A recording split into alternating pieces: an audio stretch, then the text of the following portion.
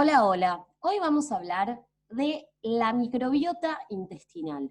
Vamos a leer un pequeño resumen de una revista científica del Sevier, que es la mayor editorial de contenido biomédico, ¿sí? Y de medicina.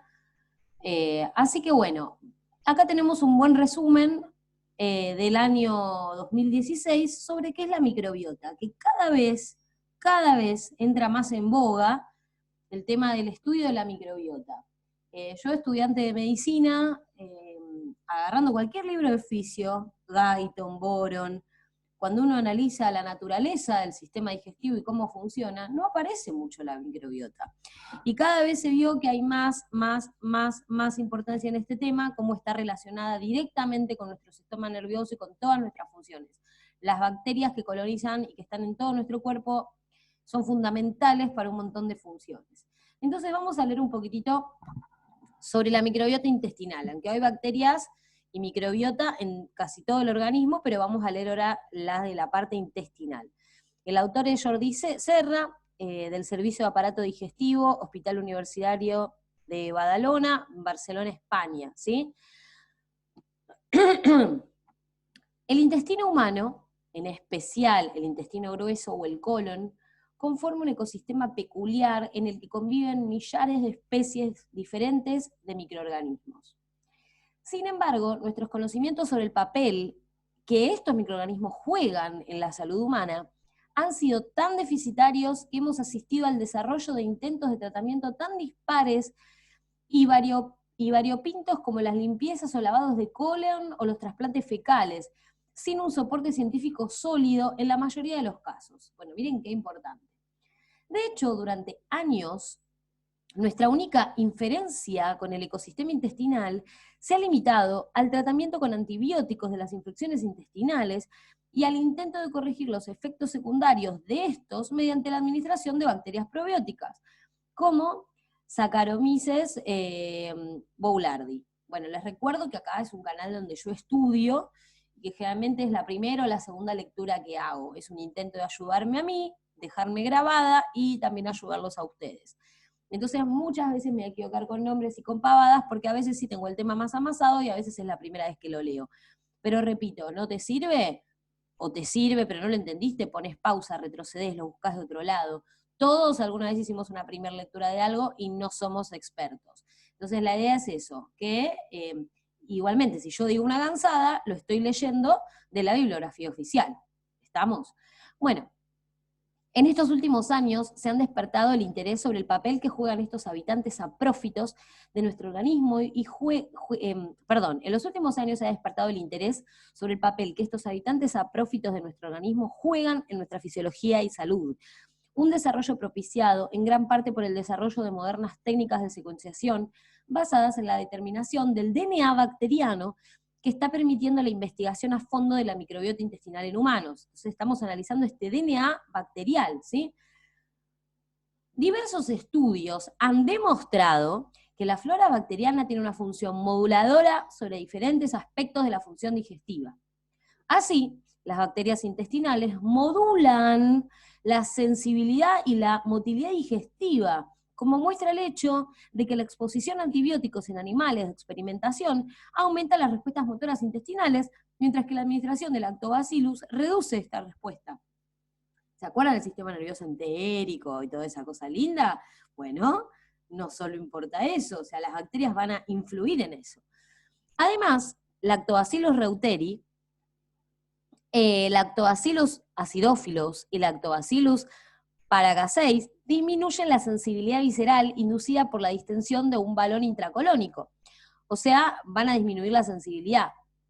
Acá tenemos la referencia de este estudio, que es el 1, por ejemplo, donde se investigó, dice, Intestinal Microbiota and Immune Function in the Pathogenesis of Irritable Bowel Syndrome. Bueno, miren qué bueno. Por ejemplo, acá en ese estudio se estudió el colon irritable y el papel de estas bacterias, o sea que disminuirían el dolor y la sensibilidad. Asimismo, la flora intestinal tiene un efecto modulador sobre la permeabilidad y la función de la barrera de la mucosa intestinal, lo que representa un mecanismo defensivo importante contra la colonización y la translocación bacterianas. Esto es muy importante, ¿sí? Esto se llama permeabilidad intestinal, o también a veces se habla de disbiosis, según los distintos grados, pero la permeabilidad es sumamente importante, porque las bacterias van a actuar como una barrera, y si nosotros la perdemos, van a entrar agentes patógenos. Antes de seguir, vamos a, como para verlo, hacerlo un poco más didáctico. Acá tengo alguna que otra fotito. Acá tenemos a nuestra microbiota, arriba donde dice normal diet, y acá tenemos todo el epitelio intestinal, ¿estamos? Y bueno, acá tenemos relacionado, ¿no?, con una dieta, etcétera, etcétera. Y ahora vamos a verlo. ¿Dónde estaba? ¿Acá estaba? No, acá, bueno. Bueno, para que se den una idea, acá tenemos, por ejemplo, la cantidad de microbiota que tenemos en el organismo, que lo voy a dejar en otro video, que es la lista de la microbiota humana. O sea, tenemos bacterias, ¿sí?, en las caries, en las muelas, en toda la parte bucal, en la piel, en los folículos pilosos, en el oído, en las membranas mucosas, en el ojo, en todo el cuerpo. Estamos en el folículo ovárico, en la placenta. Bueno, acá les quería mostrar una que otra fotito, lo mismo, acá tenemos bacterias, bifidobacterias, y cómo van a influir una vez que atraviesan, digamos que si hay algún desbalance en esta microbiota, cosas que pueden llegar a pasar, ¿no? Podemos tener sus repercusiones tanto en el sistema nervioso como en músculo. Si hay una permeabilidad acá, o hay una disbiosis, por ejemplo, puede pasar, no me quiero ir mucho de tema, pero podemos tener problemas hepáticos, podemos tener problemas pancreáticos, podemos tener inflamación en el tejido adiposo y un montón de aumento de grasa, de tejido graso, podemos tener también disminuida la sensibilidad de la insulina en el músculo, y bueno, y todo lo que tiene que ver con el sistema nervioso, que es terrible. A ver otra foto, por acá también tenemos una microbiota normal, y cómo van a dejar pasar o no, van a actuar como barrera en estas células del epitelio intestinal. Bueno, vamos a seguir con la lectura, ¿sí? Esto es muy importante. Por ejemplo, si sos estudiante de medicina, o bueno, capaz te interesa solamente el tema, pero vamos que vos seas un estudiante de una carrera de la salud y estés mirando este video, cuando yo lo tuve que estudiar, esto no estaba, y esto te tenés que actualizar. Pero digamos que si capaz lo estudiaste, o ya, no sé, o estás en quinto de alguna carrera, o no sé, sos nutricionista, y ya te recibiste hace 5 o 6 años, seguramente esto no lo estudiaste mucho. Entonces, hay que actualizarse. Bueno, entonces, ¿dónde nos habíamos quedado, no? En la parte de la translocación bacteriana. Así se ha demostrado que Lactobacillus rhamnosus y Lactobacillus helveticus mejoran la función de la barrera de la mucosa intestinal, inhiben la adhesión y el crecimiento de bacterias patógenas intestinales y mejoran la respuesta inmunológica, disminuyendo la inflamación. Estudios en humanos han demostrado que diferentes cepas de bifidobacterias inducen cambios en las respuestas inmunes, favoreciendo un perfil antiinflamatorio que se asocia con una disminución de los síntomas abdominales en los pacientes con síndrome de intestino irritable. Entonces, se demostró en humanos que cepas de bifidobacterias reducen las respuestas inmunes en pacientes con colon irritable. Entonces, yo les cuento particularmente, tantas veces escuchando amigas mías que tienen colon irritable y les dan la sibutramina, todos los fármacos. No, hay que cambiarles la flora bacteriana, hay que mejorarla. Bueno, la secuenciación masiva de un DNA bacteriano en las heces humanas ha permitido identificar el microbioma intestinal humano y ha demostrado que algunos grupos de pacientes, como los pacientes con el síndrome del intestino irritable o pacientes con enfermedad inflamatoria intestinal, tienen alteraciones cuantitativas de las diferentes especies bacterianas en comparación con los sujetos sanos, así como menor biodiversidad bacteriana. Esas alteraciones en la composición de la flora pueden condicionar alteraciones en la función digestiva y producir síntomas en los pacientes con colon irritable. Diversos estudios en diferentes países han demostrado que aproximadamente un 10% de los pacientes que sufren una infección gastrointestinal importante desarrollan un síndrome de intestino irritable post-infeccioso, lo que muestra el papel de las bacterias en el desarrollo de este subtipo. O sea, tuviste una infección, barriste con bacterias, podés tener como una especie de un síndrome de intestino irritable colateral. ¿Estamos? Las bacterias intestinales también condicionan la composición del contenido de la luz intestinal, especialmente el contenido de gas. Así, cuando se ingieren hidratos de carbono no absorbibles, fibras, la flora bacteriana del colon produce una fermentación que condiciona un incremento de la osmolaridad intestinal y la producción de gases, especialmente de hidrógeno y metano. Estas reacciones químicas normales son mal toleradas por algunos grupos de pacientes, como los pacientes con trastornos funcionales digestivos. En los pequeños incrementos del contenido gaseoso e intestinal pueden producir síntomas intestinales intensos y distensión abdominal debido a una alteración de las respuestas sensoriales y en los reflejos de acomodación que tienen estos pacientes. Entonces, vamos de nuevo. Las bacterias condicionan la composición del contenido de la luz, especialmente van a condicionar el contenido de gas intestinal. Entonces, cuando uno ingiere hidratos de carbono que son no absorbibles como fibra, por ejemplo, no sé, comes lechuga, comes unas lentejas que tienen cáscara, comes una cebolla, la flora bacteriana va a producir la fermentación y esto va a aumentar la osmolaridad, por lo tanto la producción de gas, hidrógeno y metano. Estas reacciones químicas, que en realidad serían normales, por algunas pacientes son mal tolerados, pacientes que ya tienen como un trastorno digestivo, no lo van a tolerar bien. Entonces capaz hay que primero corregir todo para que después lo toleren bien, porque sería normal que podamos comer fibra de manera adecuada.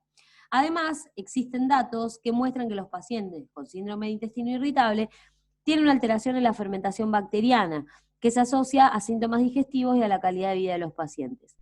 Así pues, algunos autores han propuesto la hipótesis de que las alteraciones de la flora bacteriana en el síndrome de intestino irritable condicionan una alteración de la inmunidad y permeabilidad digestiva, que favorece a una microinflamación y a las alteraciones de la sensibilidad, motilidad y afectividad características de este trastorno.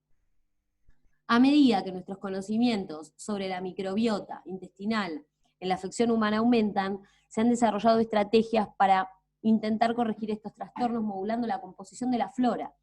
Se puede intentar modular la flora intestinal bien mediante la administración de antibióticos que eliminen las bacterias nocivas, o mediante la administración de probióticos, que se definen como bacterias que van a tener efectos beneficiosos para la salud del individuo, para reequilibrar el ecosistema intestinal, incrementando el pool de bacterias beneficiosas y en detrimento de las bacterias nocivas.